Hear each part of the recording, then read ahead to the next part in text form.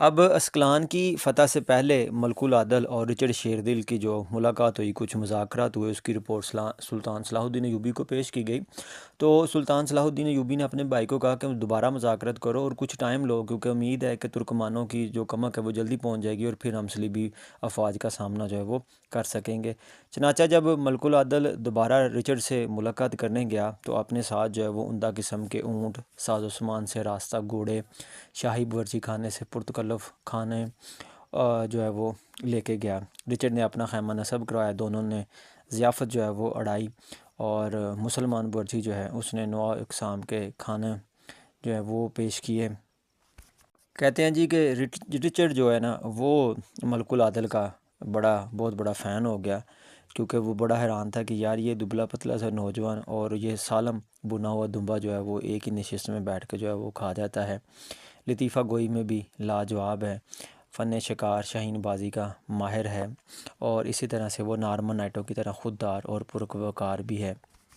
چنانچہ رچرڈ کو جب بھی کسی چیز کی ضرورت ہوتی تو وہ بلا تکلف ملک العدل سے منگوا لیتا۔ وہ اکثر شربت کی فرمائش کرتا، جب اسے بہار ہوا تو ملک العدل نے اسے جبل ہرمون کی برف پوش چوٹی سے برف منگا کر بھجوائی۔ ملک العدل نہایت خندہ پیشانی سے اس کی فرمائشیں پوری کر دیتا۔ وہ رچرڈ کے کردار کا بغور مطالعہ کرتا رہا اور ہمیشہ اس سے کمال مروت اور اخلاق سے پیش آیا۔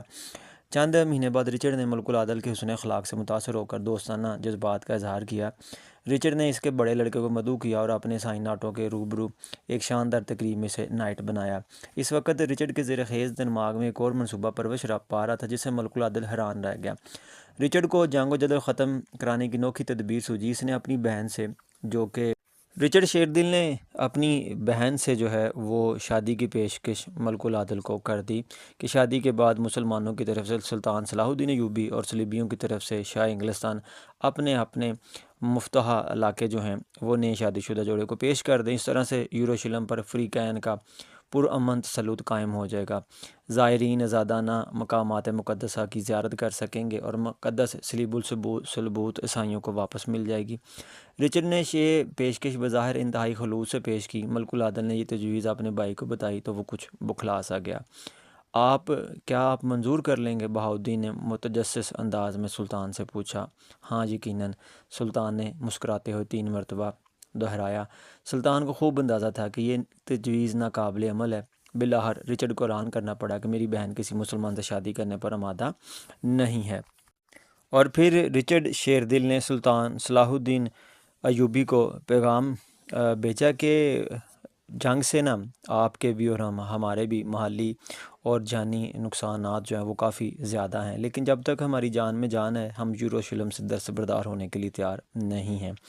آپ دریائے اردن تک سارا علاقہ ہمارے حوالے کر دیں۔ صلیب الصلبوت آپ کے لیے بے وقت لکڑی ہے، ہمارے لیے نہایت مقدس مذہبی تبرک ہے۔ ہم امید کرتے ہیں کہ آپ اسے عذرائے کرم ہمیں واپس کر دیں گے۔ سلطان صلاح الدین ایوبی نے اپنے امیروں سے مشاورت کے بعد یہ جواب دیا کہ ہم یروشلم کو آپ سے بھی زیادہ مقدس سمجھتے ہیں۔ حضرت محمد صلی اللہ علیہ وسلم کی معراج آسمانی کی ابتدا یہیں سے ہوئی تھی اور وہ ساری امت کو قیامت کے دن یہیں جمع کیا جائے گا۔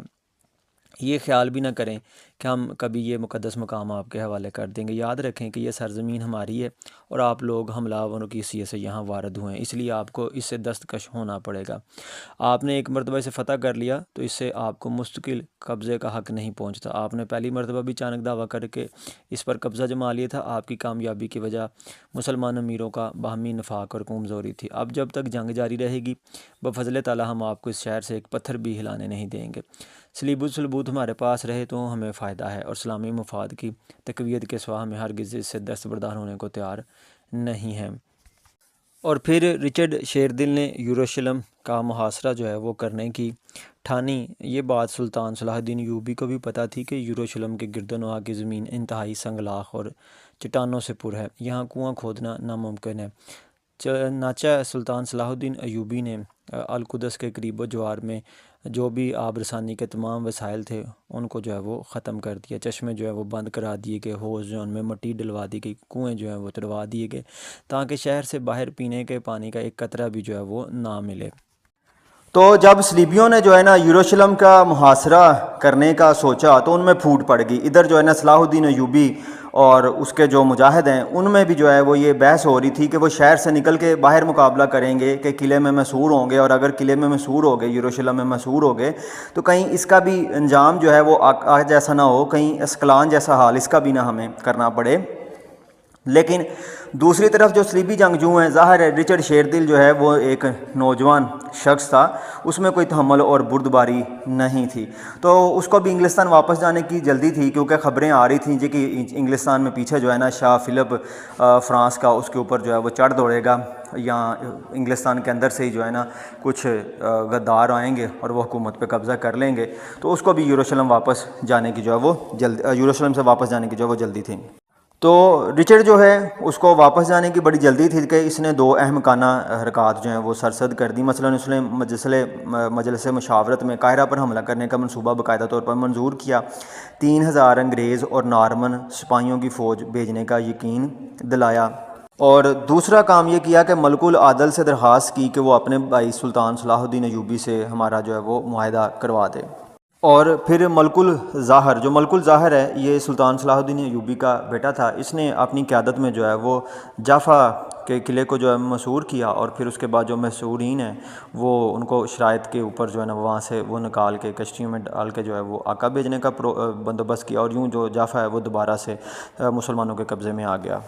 اور جب یہ لوگ بھاگ کر وہاں سے آقا پہنچے اور انہوں نے جا کے رچرڈ جو شیردل سے جو ہے وہ مدد کی درخواست کی کہ جافا جو ہے اس میں ابھی بھی لوگ محصور ہیں اور وہ آپ کا انتظار کر رہے ہیں, تو رچرڈ شیردل پھر اپنی تھوڑی سی فوج لے کے جو ہے وہ جافا پہنچا اور آ کے اس نے ساحل پہ جو ہے وہ قبضہ کیا, اور پھر اس نے سلطان صلاح الدین ایوبی سے جو ہے نا وہ یہ مطالبات کیے کہ مجھے صرف ایک گرجا دے دیں, میں اس کا نائب البدل آپ کو پیش کروں گا. دوسرے دن سلطان نے اس کا پیغام جو ہے وہ نہایت سنجیدہ جواب دیا اور لکھا کہ جی اگرچہ آپ نے ان تمام شہروں پر تصرف حاصل کر لیا ہے, لیکن آپ کو خوب معلوم ہے کہ آپ کی روانگی کے بعد یہ شہر دوبارہ ہمارے تسلط میں آ جائیں گے. اگر آپ کے لیے دور دراز ملک میں آ کر موسم سرما گزارنا مشکل نہیں, تو کیا میرے لیے یہ بدرجہ آسان نہیں ہے؟